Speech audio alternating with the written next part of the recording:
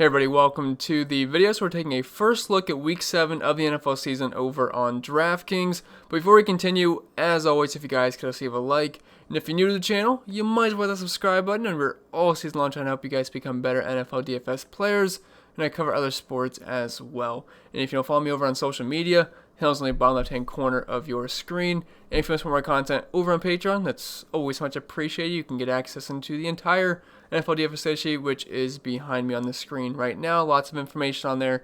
And you can hop into the Discord chat as well. So links down below for that if you're interested. If not, that's fine. Let's just dive into today's video.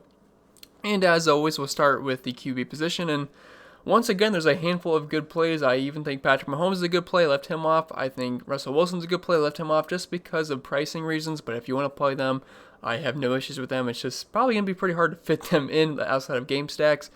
But anyway, let's start up top with Kyler Murray at 7,100. I love using Kyler Murray any single week that I can because his rushing upside has kind of been unmatched this season. It's kind of like Lamar Jackson last year because Lamar Jackson really isn't doing that much damage on the ground like we saw last year. And Kyler Murray's kind of stepped into that Lamar Jackson role this season, and he's been very, very good for fantasy purposes. We saw last night he had another big game versus Dallas. Did have some accuracy issues at times last night, but overall his rushing upside got him there, and he did have a couple of touchdowns as well to Christian Kirk. I mean, Christian Kirk had a monster game on very limited catches, but he definitely made do with the targets that he got. But Murray, if we're looking at his numbers this season, isn't killing it through the air. I mean, 250 passing yards per game and a 1.5 passing touchdowns per game, but it's what he's done on the ground so far. Nearly double-digit rushing attempts per game, a rushing touchdown per game, 7.3 yards per carry, and 61 rushing yards per game. I mean, this is going to be a very good game for fantasy purposes. We have a 56.5 point over-under. And the Seahawks and Cardinals, these are two fun teams. Like, we got a lot of good options here. You got Murray, you got Hopkins. I guess you have Drake now. You got Christian Kirk, you got Russell Wilson on the other side, you got DK Metcalf, Tyler Lockett, Chris Carson. So I'm looking forward to this game for fantasy purposes, and I definitely think it's one of the better game stacks on this slate. It's also one of the late games as well, which is always nice to have some, late game hammers. And if you're looking at the matchup versus Seattle, it's one of the best matchups you can ask for a quarterback or just anybody through the air versus Seattle, as they have really struggled versus the pass this season. 29th DVA versus the pass, allowing nearly 30 Draftkings points per game to the quarterback position, which is second last in the league, or I guess second most in the league, I should say. And nearly 400 passing yards per game as well. So it's not been pretty for Seattle's defense, especially through the air. And I think Kyler Murray should have a pretty solid game here. And that rushing floor is what's going to make him an elite play every single week. So Murray, he'd be my preferred spin-up option as of right now. Again, I have no issues with Russell Wilson or Patrick Mahomes this week. But I just point per dollar wise, I'd probably side with Kyler Murray just because he's a little bit cheaper. Then dropping down to Aaron Rodgers and I guess Deshaun Watson, they're both in the same game. I think this is going to be another game good for fantasy purposes as we have a 56 point over-under. And the Aaron Rodgers-led Packers has a team total of nearly 30 this week. And I know Rodgers had a very down game last week, as did the Packers offense as a whole. But Tampa Bay's got a pretty good defense, and I was a little bit wary of them in that spot. And I mean, I didn't think they were going to be that bad, but I mean, Rodgers didn't even have a touchdown. I think he had 160 passing yards, if I remember correctly, and a couple of interceptions. Definitely a very, very bad game for Rodgers, but over the course of this season, he has been playing very, very well, and I think this is a big bounce-back spot here versus the Houston Texans, who just don't have that great of a defense. We saw them give up a huge game versus the Tennessee Titans last week, and I think we probably see a similar result here for the Green Bay Packers. And if we're looking at Rodgers' numbers this season, about 275 passing yards per game with nearly 3 passing touchdowns per game, but this matchup versus Houston is very good. Now, it's been a little bit easier to run on these guys than it is through the air, but they're still not that good of a pass defense, and Ryan Tannehill had a very good game versus them last week, in addition to Derrick Henry as well. But they're 20th DVA versus the pass, allowing over 21 DraftKings points per game to position, which is 18th in the league. So overall, I think Aaron Rodgers should have a pretty good game. And if you want to full stack the Green Bay Packers with their 3 studs in Devonte Adams, Aaron Rodgers, and Aaron Jones, I have no issues with that this week because I think they can all have good games. Kind of similar to what we saw last week with the Titans, where we played Tannehill, Derrick Henry, and A.J. Brown. It all seemed to work out. So there's a lot of points being scored. Now, the Titans were a lot cheaper than the Packers are, so it's not going to be quite as easy to do that because they're all actually above 7K. Meanwhile, last week, the Titans, Derrick Henry was really the only expensive one, so it was pretty easy to stack those guys up. A little bit harder to do that this time, but still a very good spot for Aaron Rodgers and the Packers offense. And Deshaun Watson on the flip side, $6,800. He's been very good the past 3 weeks. Kind of struggled to start the season, but past 3 weeks he's been very good. And especially without Bill O'Brien, the offense has definitely looked better. And that's led to Deshaun Watson having some better games as well. And Green Bay's defense is not that great. I'd say Houston's defense is worse than Green Bay's, but Green Bay's defense hasn't been exactly great. Now, versus quarterbacks this season, they are ninth best, which is a little bit concerning, but they're still 25th DVA versus the pass, and Deshaun Watson's got plenty of upside, and he's flashed the past few weeks, and he's averaging nearly 300 passing yards per game with a yards per attempt of 8.9, which is the highest actually of all these quarterbacks we have listed here. So I'm a fan of Deshaun Watson here. I feel like he's more of a tournament option, but I do like that price point, and he could definitely make a splash here versus Green Bay, what should be a pretty high scoring game. Then dropping down to another quarterback stack in the same game. So we went from Rodgers, Watson in the same game. Now we have Ryan and Stafford in the same game. But this should be another high-scoring game. Sorry, I sound like a broken record, but another 56.5 point over-under. And Matt Ryan finally had a bounce-back game last week. He was struggling for quite a few weeks, but he got Julio Jones back at full health, I guess, because Julio Jones did look very good last week. And like I said, Ryan's kind of turns into mush without Julio Jones with Jones. I mean, he had 2 touchdowns last week, went off, and Matt Ryan threw 4 touchdowns, had an excellent game. He does another good matchup here versus Detroit, so I think we can probably hop back on the Matt Ryan train as long as he has Julio Jones. And we know this is a team that likes to pass the ball quite a bit. They have a high team total. He's averaging over 40 passing attempts per game so far, over 300 passing yards per game. He's got 2 of the best wide receivers in football in Calvin Ridley and Julio Jones. So, yeah, I'm a fan of Ryan here. Now, the Detroit Lions, they've been worse versus the run than they have versus the pass, but I'm not really too concerned about it. They're still a bottom half team in terms of points given up to the quarterback position, even though they are 12th DVA versus the pass. But I think Matt Ryan should have a pretty solid game here, and you can obviously stack him up with his elite options in Ridley and Julio Jones.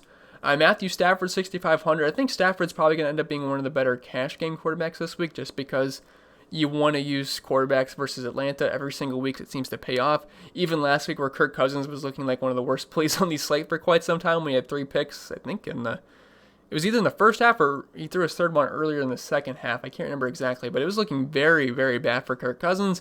Oh, what do you know? He ends up throwing for like 350 yards and a few touchdowns. So it ends up working out either way because they were trailing, and definitely worked out for Cousins. But I mean, they're just so bad versus the quarterback position, giving up the most points per game to the position, 32.6 Draftkings points allowed per game, 350 passing yards per game, and 3 passing touchdowns per game, as well as being 30th DVA versus the pass. So this is basically just a matchup play here for Matthew Stafford. I know the run game kind of worked out for the Lions last week, but I feel like the Falcons should put up more of a threat here than the Jacksonville Jaguars, and this should be a pretty back-and-forth game, more than likely a shootout. So I'm definitely a big fan of Matthew Stafford, and I think pairing up with Kenny Golladay is one of the best stacks you can do this week. And then after that, we're kind of just getting some more cheapish options here, which I think are in some decent matchups. But Justin Herbert, 6,400, he's been playing pretty well since taking over the starting job. He's averaging nearly 300 passing yards per game with a completion percentage of nearly 70. And he's going down the field as well with an 8.5 yards per attempt and over 2 passing touchdowns per game as well. This is just a very soft matchup versus Jacksonville. It's kind of a similar play to Matthew Stafford last week, who was playing Jacksonville. And Herbert has looked good, and Jacksonville is dead last, 32nd DVA versus the pass, and they're 25th versus opposing quarterbacks this season in terms of fantasy points given up per game. So Justin Herbert, I think he's a fine price play, but for $100 more, I would much prefer Matthew Stafford, but I think Herbert is fine just because of the matchup here. And they do have a team total of nearly 30 this week. And then we have Cam Newton, 6,300, who's really just on here just because of his rushing upside. I wouldn't say I love the matchup versus San Francisco. I mean, they're not as good of a defense as they were last year. They are dealing with some injuries. But it's still the rushing upside, but it's going to make me interested in Cam Newton. I don't think you have to really stack him with anybody. You can play him naked for sure. He's only averaging 217 passing yards per game this season. But the rushing upside is kind of right up there with Kyler Murray this season with 9.5 rushing attempts per game, nearly 60 rushing yards per game, and a little bit over a rushing touchdown per game. So, I mean, him and Kyler Murray have been the 2 best rushing quarterbacks so far this season, and it gives them very, very high floors despite whatever matchup they're in. So I definitely think Cam Newton's a pretty safe play at 6,300, and he should probably grade out well in projections just because of his rushing upside and that price point. Then if you want a cheap option, we have Joe Burrow at 5,500, going up against the Cleveland Browns, who have struggled versus the passing game this season. And the Bengals are definitely a team that like to throw the ball quite a bit, and he's got some good weapons. He's got T. Higgins, who has looked pretty good. A.J. Green kind of had a bounce-back week last week, which is the first time in quite some time. I think he had double-digit targets, ended up having a pretty decent game. And A.J. Green typically does play pretty well versus the Cleveland Browns, although I know he's pretty old at this point, so it's not really the same. But Burrow likes to throw the ball. He's got Tyler Boyd. You got Joe Mixon as well. And I can see Joe Burrow paying off his price tag at only 5,500. They only have a team total of 23.25 this week. But I think Burrow should be able to do enough to where he is viable. And last time he played Cleveland, I mean, he threw the ball like 60 times, but he ended up having a decent fantasy day, and I could see something similar here. I do expect the Bengals to be playing from behind, and Cleveland is bottom half of the league versus the quarterback position, allowing nearly 300 passing yards per game. So if you want a punt option, I think Burrow's fine at his price point. I'll move on to the running back position. And Alvin Kamara at 7,900. So since there's a lot of good mid-range running backs here, like starting with, I wouldn't say Jones is actually mid-range. He's more of an expensive option, but you got a lot of good options here that are a little bit cheaper than Kamara, so I wouldn't say he's an absolute lock here. But it's a really good spot, and I would love to be able to play Kamara. I'd love to be able to play him with Jones as well. And if you can play both those guys, I would say go for it. And if you want to make them your core pieces of your lineup, I think that's fine, but they are a little bit pricey, but they're both in really, really good spots. But we'll start with Alvin Kamara. I know he's pricey, but the matchup versus Carolina, man, it's about as good as you can get versus running backs. Not the best, but it's about as good as you can get. As they are currently 26 DVA versus the run, allowing 33.5 Draftkings points per game to running backs, which is 29th in the league. About 1.5 rushing touchdowns per game, and they're getting killed through the air versus running backs with nearly 8 catches per game and 54 receiving yards, and that's Alvin Kamara's bread and butter. Now, Michael Thomas is going to be back this week, so maybe he sees a hit in the target department. But this guy is still one of the best players in football. I mean, nearly 9 targets per game as a running back, 80 receiving yards per game, and a 26% target share. Doesn't really do too much on the ground with only 12 rushing attempts per game, but we know the guy is very efficient with his touches, and he's kind of a touchdown scoring machine. So Alvin Kamara, I do like him. They have a high team total. They're 7.5 point favorites at home. Sometimes it's pretty tilting to watch Latavius Murray and Taysom Hill just steal touches out of nowhere, but still, I think Alvin Kamara is a fine option here, but I wouldn't say he's an absolute lock on this slate just because Michael Thomas will be back and kind of changes things up a little bit on this offense where he's not going to probably see double-digit targets here, but he's still going to be heavily involved no matter what. I like Kamara, but I don't like him as much as Aaron Jones. I would say Aaron Jones is probably my favorite running back on this slate, and that's just because Houston is getting killed by running backs this season, and Aaron Jones is one of the best running backs in all of the league. But I definitely like this game for DFS purposes. This game's got an over-under of 56. I have a team total of nearly 30 this week.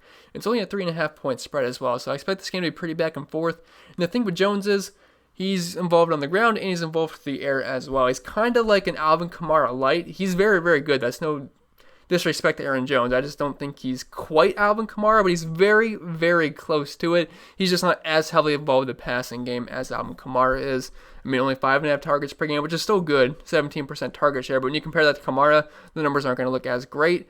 But he is used more on the ground than Kamara is, nearly 80 rushing yards per game, 15 rushing attempts per game, rushing touchdown per game. He's actually at 5.2 yards per carry. But the matchup versus Houston is fantastic. We saw what Derrick Henry did versus them last week. And then a couple of weeks ago, we saw what Dalvin Cook did versus them. But they're 28th DVA versus the run. They're allowing the 30th most points, or not the 30th, I'm sorry, the third most points per game to the running back position. 161 rushing yards per game, and quite a bit of rushing touchdowns as well. So Aaron Jones, I would say is one of my favorite plays on these slate. And I might just make him my thumbnail for this video.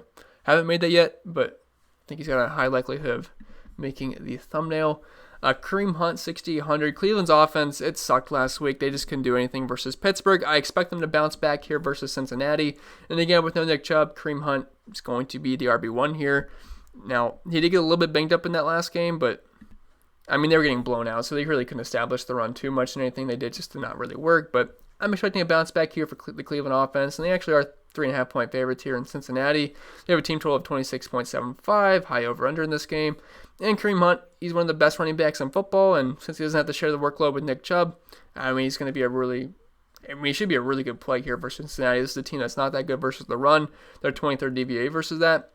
Only mid-pack versus running backs in terms of fantasy points given up, but still, this is a weak run defense, and I think Kareem Hunt should have a pretty good day at only $6,800, and he's involved in the passing game as well. Mike Davis, 6,600, had an awful game versus the Chicago Bears last week. He's lucky he found the end zone because it was not pretty for a while. He would have ended up with about 6 points if he didn't, but he had 18 carries for only 52 yards, and the thing was, he wasn't really involved in the passing game too much. He only had 3 targets, caught 2 of them for only 3 yards. Before that, Mike Davis was heavily involved in the passing game. I mean, 10 targets, 6, 9, 8. So the 3 targets were pretty concerning. I feel like we have to expect those to go up, and we're assuming Christian McCaffrey's not going to play. It doesn't sound like he's going to, but I guess there's always the off chance he could, but let's just assume he's not, because I don't think he's going to. But Mike Davis, he should be fine here. I would expect the Panthers to be trailing this game. They are 7.5-point dogs on the road in New Orleans. Now, the matchup versus the Saints, it sucks. They are very good versus running backs. They're fourth DVOA versus the run, only allowing 23 DraftKings points per game to the position, and less than 100 rushing yards per game as well. But I'm expecting them to be trailing, and what I'm mostly caring about for Mike Davis is involvement in the passing game. And with them trailing, I would assume Mike Davis is going to get quite a bit of dump-offs here, and since they didn't really do that last week, and they ended up losing the game, I would expect them to get back to that, because when they were getting him the ball to the passing game, it was working and they were winning games. Didn't happen last week, so Mike Davis, I think he's still fine here at 6,600. The price did come down a little bit, so I don't mind going back to Mike Davis, even though the matchup's not that great. Chris Carson at 6,400, going up against Arizona. Arizona's been better versus the pass than they have versus the run, and Carson's been pretty good this year. He's involved in the passing game as well, which is nice to see. Only 12 rushing attempts per game right now, but he is seeing 4.5 targets per game, which is pretty good with a 14% target share. And I mean, he's all right. I mean, he's on a very good offense, and you have to respect the pass with Russell Wilson and DK Metcalf and Tyler Lockett, so you can't just try to stop the run here with Chris Carson, and he's involved, like I said, on the ground or through the air. And the Cardinals are giving up 25.2 DraftKings points per game to opposing running backs, and they've actually getting beat up through the air with running backs as well. So Chris Carson in a game that I think is going to be a lot of points scored, 56.5-point over-under, with a 30-point implied team total, and 3.5-point favorite. So I like him at $6,400. I think he's a nice mid-range play. And then if you want a cheap option, Kenyon Drake here at 4,800. So he had his first breakout game last week. I know he scored versus the Jets the week prior, but this was his first good game. Like, there was some times where Kenyon Drake actually looked good. He was breaking off some big runs. Then obviously at the very end of the game, he had that, 70? It was like 69 or 70-yard touchdown where he just broke the slate pretty much.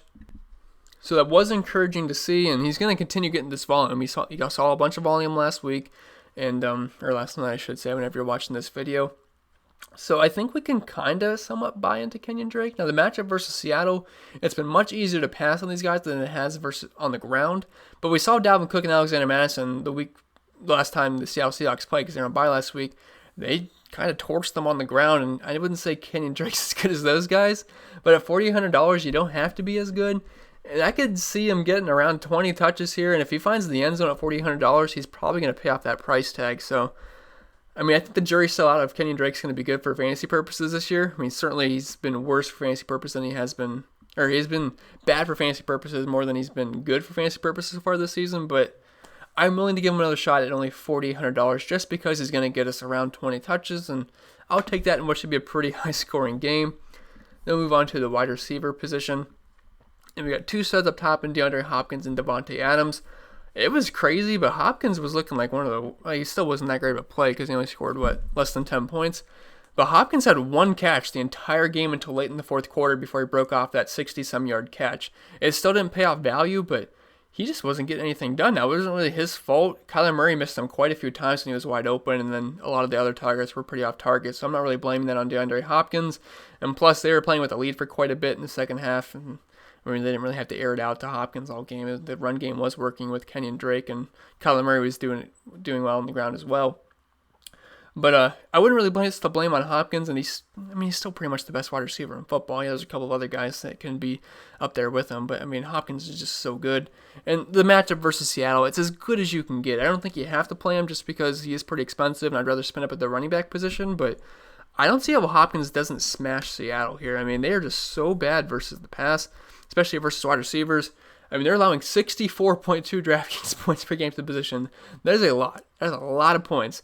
That's 32nd in the league, obviously that's last, and they're allowing nearly 300 receiving yards per game to the position. That is crazy.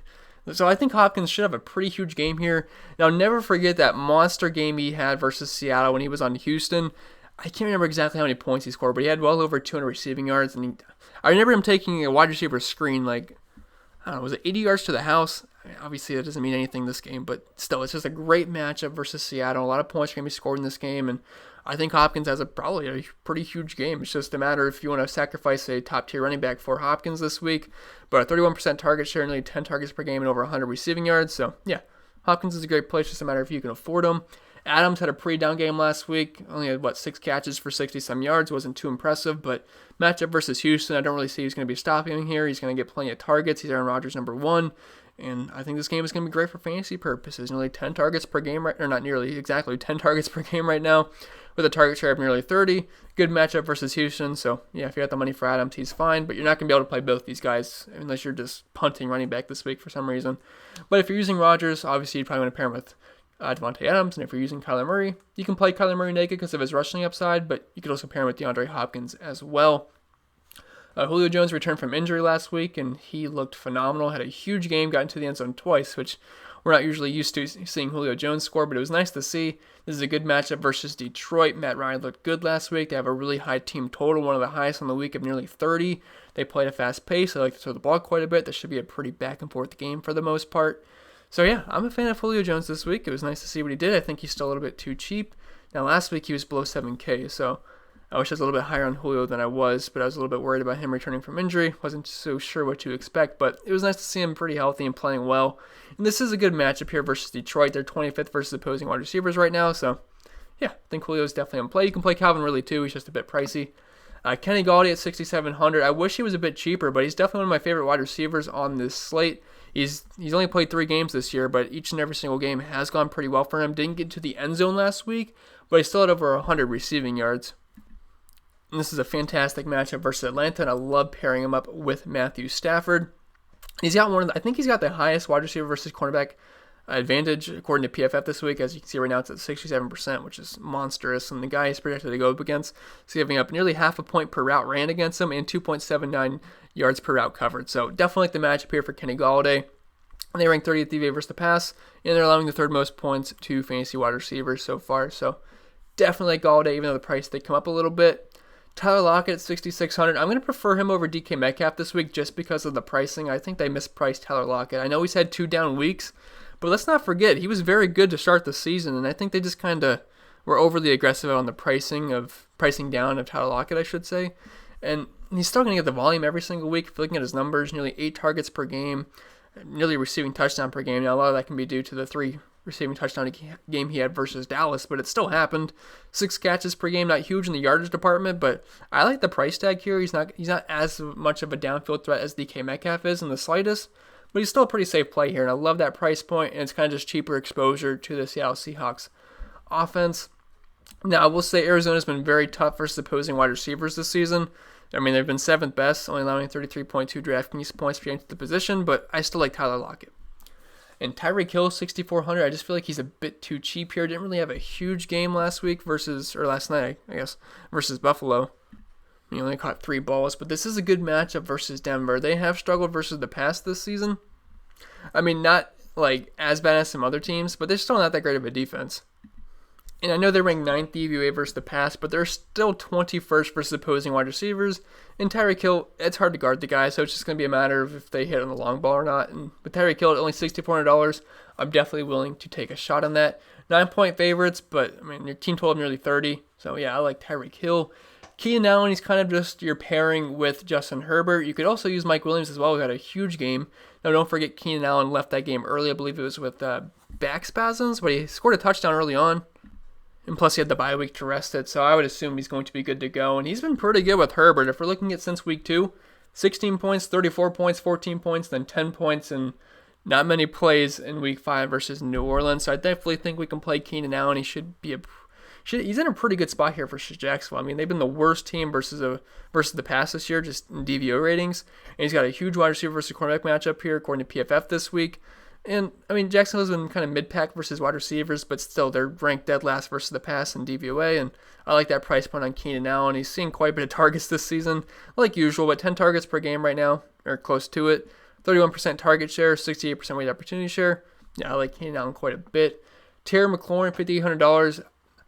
I love this price point. I love this matchup. I just hate using guys on the Washington football team because it's just not that great of an offense. But they do have a 23-point implied team total, which is actually pretty good for this team, and it's only a 1.5 point spread. And we know how bad Dallas's defense has been this season, and wide receivers pretty much go off versus them every single week. So I'm going to be a fan of Terry McLaurin this week. And he just continues to get volume. Last week we saw him get 12 targets, caught 7 of them for 74 yards, had a respectable 14.4 fantasy line. But I think we're going to see Terry McLaurin find the end zone this week, and it would not surprise me if he gets over 100 yards. Maybe he gets over 150 yards. I don't know. It's just a great matchup here. He's kind of the main guy. Yeah, Logan Thomas exists. Antonio Gibson can do some damage on the ground, but outside of Terry McLaurin, I mean, he's obviously their most talented player, and they're going to want to look to get him the ball. And I just love the matchup here versus Dallas. And he's got a 73% weight opportunity share this season, nearly a 50% of market share of the team's air yards on the year. And the matchup, like I said, versus Dallas is great. They're 20th versus opposing wide receivers. So yeah, I like Terry McLaurin quite a bit. And at 5,800, he's going to grade out pretty well in projections. Christian Kirk, 4,900. He had a huge game last night versus Dallas. Now keep in mind, he only caught 2 balls, and they both went for touchdowns. And the one was kind of just like a little flick pass. Still counts. But don't forget, they were leading quite a bit of the game. He only had 3 targets. I would assume those numbers go up, assuming this is a close game. And I would expect the Cardinals to be trailing in this game. And it's just the nuts matchup here versus Seattle. They've been just so poor versus opposing wide receivers. I already talked about it when I mentioned mentioned DeAndre Hopkins, but you guys get it. It's a fantastic matchup here for Christian Kirk. And at $4,900, if you can't get up to Hopkins and you want to pair a pass catching option with Kyler Murray, he's a fine secondary option at only $4,900. He's also got that big play upside. He's got an 8 out of 15.5 this season, so I like the upside there, and I like the price point, and I like the matchup quite a bit. And then a cheap option I like a lot, we have Deontay Johnson, only $4,200, assuming he plays this week. Mike Tomlin said he's going to be at practice tomorrow on Wednesday. And if he's good to go, I like him a lot. Now, I think Chase Claypool is absolutely awesome. He's probably the wide receiver 1 in this offense for the rest of the season. Juju Smith-Schuster just doesn't look that involved. But, I mean, I like Deontay if he's back. Because don't forget, the 2 weeks he played when he was fully healthy and played the whole game, so he had a target share of nearly 30%. I know Chase Claypool has emerged, so I could see that dipping for sure. But he should get you 5, 8, maybe 10 targets. I mean, we saw him how heavily involved he was the first couple of weeks, and he's a good player. I don't think he's as good as Chase Claypool, but he doesn't have to be at only $4,200. This is a good matchup versus Tennessee. They have really struggled versus opposing wide receivers this season, allowing 47.1 points per game to the position, which is 29th in the league, and they're 24th DVA versus the pass. So as long as Deontay Johnson is good to go, I mean, at $4,200, that's going to be a tough fade because that's going to open up quite a bit in your lineup. Then we'll move on to the tight end position, which I gotta be honest, I don't love the tight end spot this week. With Mo Cox being out last week, I just plugged in Trey Burton on Sunday because, I mean, at $3,100 is, I don't know, I feel like an easy play. Irv Smith, he had value again, only $2,500. But as of right now, these are the guys I'm looking at. We have the two obvious spend-up options in George Kittle and Travis Kelce. You can feel pretty good about playing them pretty much every single week. They're just the 2 best tight ends in football. And then you get a ton of volume, 9.5 targets per game, 8.5 targets per game. They both have market shares of nearly 25%, and they have big play upside. And I wouldn't say George Kittle's not as great of a team as the Kansas City Chiefs, but the offense kind of flows through Kittle through the air. I mean, he's averaging nearly 100 receiving yards per game right now, compared to Kelce's 78. But I mean, both guys are fantastic plays, just any single week. The matchups aren't great for them, but I don't really care about matchups too much because these guys can just overpower any lineup that they play. So if you have the money for them, I like both. I prefer Kelce just because I like the Chiefs a little bit more. I mean, they have a team total of 20.5 this week, and the 49ers are sitting at 21.25, but both are fine. TJ Hawkinson at $5,000 feels like more of a tournament option, but it's a great matchup versus Atlanta, and he's just a pairing with Matthew Stafford. They have a pretty high team total of 26.75. I'd expect him to be throwing the ball quite a bit in this game. And Hawkinson does have quite a few touchdowns this year. He's no stranger to the end zone. And the Falcons are giving up the 3rd most points per game to the tight end position, over 21 DraftKings points per game to the position, over receiving touchdown per game, and nearly 75 receiving yards. So I like Hawkinson. It's a pretty good matchup for him. Hunter Henry, this is just getting exposure to the Chargers offense. If you want to pair him up with Justin Herbert, you could use Keenan Allen, you could use Mike Williams. All those guys are fine with me. I just feel like Henry and Keenan Allen are more of the safer options, and Mike Williams is more of your tournament option because he can hit the big play. But I like Henry. I mean, 8.28 out this season. He's getting the ball down the field a little bit compared to these other tight ends. 6.5 targets per game. If you're looking at the matchup versus the Jaguars, they have struggled versus the tight end position as they rank 24th versus them. So I think Henry's fine at this price point. And if you're using Justin Herbert, it makes sense to pair him up with him. Austin Hooper, $4,000. He's okay. It's just he doesn't feel that great of a play. But his targets have definitely ramped up, and he's been pretty consistent the past few weeks. He scored 14, 10, and 10. I like the price point at 4,000. It's a good matchup versus Cincy. This is not the greatest defense in the world. If you're looking at how they've done versus Titans this season, they rank 27th, allowing nearly 70 receiving yards per game. So yeah, I think Austin Hooper's solid. It's just, it never feels great playing Austin Hooper. He's certainly not the fantasy guy he was at Atlanta. I'm not saying he's just not good anymore. It's just the offense is pretty spread out for the Cleveland Browns. They like to run the ball quite a bit, and I feel like they're going to have success running the ball versus Cincinnati. But Hooper could sneak into the end zone. If he gets you like 5 to 8 targets, he should be fine at his price point. And you never really need much from your tight end position anyway most weeks. And then Logan Thomas, 3,500. He found the end zone last week, and that's pretty much the only nice thing I can say about him. He still gets targets, but only 5.5 targets per game. Does have an 8 out of 7.9 and a 21% market share of the team's air yards, but this is not an offense I like to typically use a lot of guys from. I'd rather just play McLaurin and move on from the Washington football team, but if you have to use Logan Thomas, it's fine. It's a decent matchup here. They are 20th versus opposing tight ends. Dallas, that is, and 21st DVA versus the pass. So Thomas is fine at $3,500, but that's probably the nicest thing I can say about him. Then if we move on to the defense, it's pretty much just playing teams that are heavy favorites for the most part, or that are just cheap and somewhat of a decent matchup. So you got the Bills, Chiefs, Saints, all decent-sized favorites here. 2 of those guys are at home. I prefer using defenses that play at home, but I also don't mind the Chiefs here versus the Broncos, even though they are a mile high, but still 9-point favorites. But if you want the cheap defenses, which we typically like to do every single week, last week the cheap chalk defense was the Miami Dolphins. That ended up working out very nicely. But the Browns at $2,800. So I know they're dealing with quite a bit of injuries, but they're still facing a rookie quarterback, Joe Burrow. And I know it's a 50-point over-under, but only 23.25 implied team total against them, and the 3.5-point favorites. And Myles Garrett can certainly cause some pressure, and maybe he gets a strip sack, and I think they can probably cause a turnover or two. So at $2,800, I think he's a fine play. Or not he, I think they are a fine play. Then the Washington football team at $2,500 going up against Andy Dalton, who looked awful last week. Now, you got to keep in mind that Andy Dalton historically plays awful on primetime, but that did not look good from Andy Dalton. I know he got that late touchdown to Amari Cooper, but he was missing targets all night, and even Zeke, he struggled quite a bit. I mean, he fumbled 2 times early on, and they also lost Zach Martin at their best lineman currently, so that line's pretty much shredded. They don't have Tyron Smith either.